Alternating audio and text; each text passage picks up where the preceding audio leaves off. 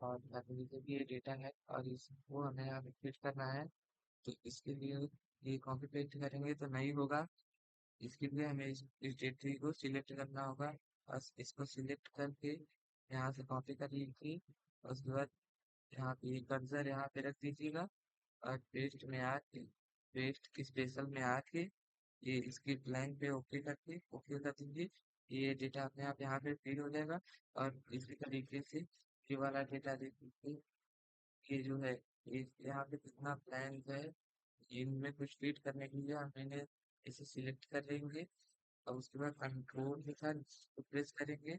वो टू आ जाएगा स्पेशल में आके यहाँ पे ब्लैंक पे क्लिक करके ओके करेंगे। अब यहाँ पे आप जैसे कि ये डैश बना जाता है, इस पर क्लिक के कंट्रोल के साथ एंटर करेंगे तो सभी में आ जाएगा। अगर ये वीडियो अच्छा लगा हो मेरे वीडियो को लाइक करें और चैनल को सब्सक्राइब करें। धन्यवाद।